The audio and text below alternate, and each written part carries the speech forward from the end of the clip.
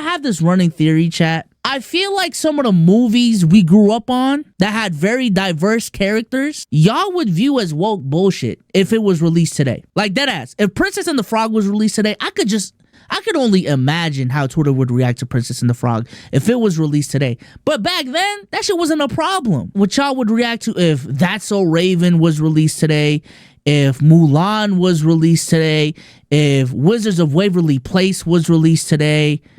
You know what I'm saying? If all of these different things were released today, I wonder how would y'all react for real.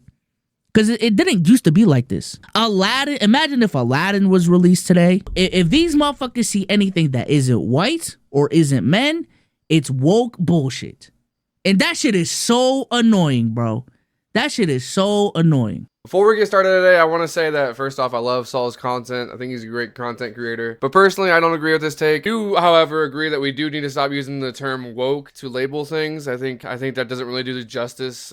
I mean, woke is just become this huge lump sum of things that we just label everything as, and it's just really kind of lost the meaning of the word. I really think it's hard to describe what woke means these days because there's so many different things that are described as woke or trying to fit an agenda. But here's where I disagree. While I feel that it's fine to change the appearance of a character, that doesn't really bother me. Race swapping doesn't bother me. Gender swapping doesn't bother me. I think the bigger issue on this fact is changing the characteristics of said character. Percy Jackson. We're gonna look at the movie first, and then we're gonna look at the new adaptation because I think this proves my point perfectly. I feel like if the studio actually went with a more like personality trait accurate Grover, I would have been able to enjoy the film more as a book reader. And honestly, that was my biggest issue with the movie, was it took me out of the film so much because I was like, I can't see this as Grover. It just doesn't feel like the Grover that I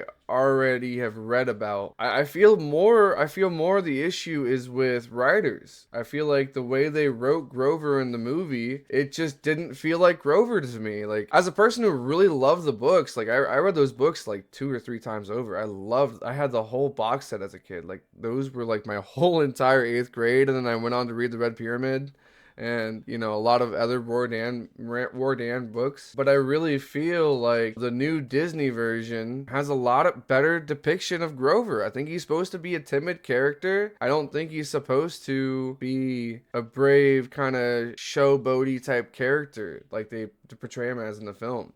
I really don't like that. I really don't like how they, like, he's kind of cocky almost in the movie. While in the show, he's not cocky at all. I just feel like he's got this arrogance to him in the film. But compared to the show, he's actually like a completely different type of person. I think they did a lot better hitting the mark in the show than they did the movie. All right, on the right, we have at least one main character that fits the physical descriptions in the book. And on the left, we have none. None of these people, if you read the books of Rick Riordan, none of these people portray the physical look of what Rick Riordan had envisioned. But that's okay, because they at least got the characteristics right. That's the biggest part about these characters. I think people are getting upset is because they read a book, they expect that same exact character. And yes, I really don't see an issue with gender swapping. I think the new Spider-Man show is great. A lot of those characters are original adaptations but new spin on characters. The difference is when you're making a show that's never had a depiction of the original book, people are gonna get upset about that. I mean, if we've never had an actual book accurate depiction of what the author intended, of course we're gonna get upset about that. And not only that, I mean, how many different spins have there been on Marvel's Spider-Man? I mean, they got to run with the original story for 40 years. And now we're doing original spins, which I'm not against at all. I think Miles is a great character, great in the comic books. The show is great. Actually, I prefer Miles over Spider-Man. I think gender and race swapping really does work in a lot of good cases. There's a lot of good arguments for gender and race swapping. But where I do agree is we need to stop calling these terms woke. I mean, I don't understand why we're calling everything woke these days. I mean, let things be good. It's okay to gender swap. It's okay to race swap. We live in 2025. Everybody should be included. Everybody should be represented in film. Not just film, every aspect. There should be influencers. There should be superstars, athletes, everything. Anything that is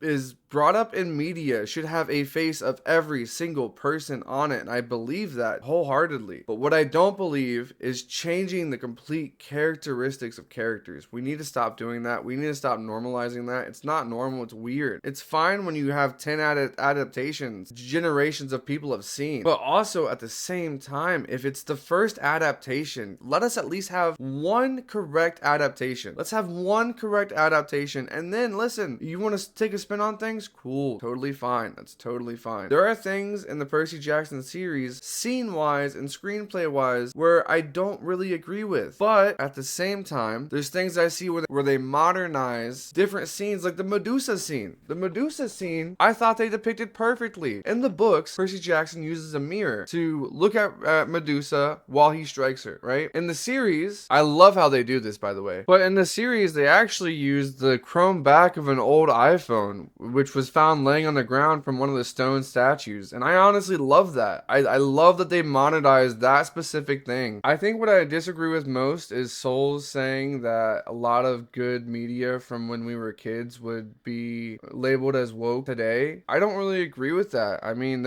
all those shows had their own place. Like, That's So Raven was so great. I just feel like all the examples Souls used were just bad examples, personally. What he was saying was all of those shows would be poorly received now, and I don't believe that. I mean, they were greatly received then, and I think they would stand the testament of time. All of those shows were great. American Dragon, that was a great show. I recently rewatched it. I just don't think that all of the examples that Souls used, saying that they would all be labeled as woke media, I don't believe that narrative. I mean, literally, all of those shows were great for a reason. They had multiple seasons for a reason. We all loved those shows, and it would do just as good as it did now than it did back then. I think the exact examples that he used happen to just be really bad examples. I think that readers should be able to hold studios accountable. I mean, you fall in love with this character, you get really excited, you go order the tickets to go see the movie, and then the character isn't acting how you pictured it in the depiction. At the very least, I mean, like, it's totally fine to do gender swaps, but at least do your research on the character. That's the whole point of acting. You're acting as a character. Adding your own flair is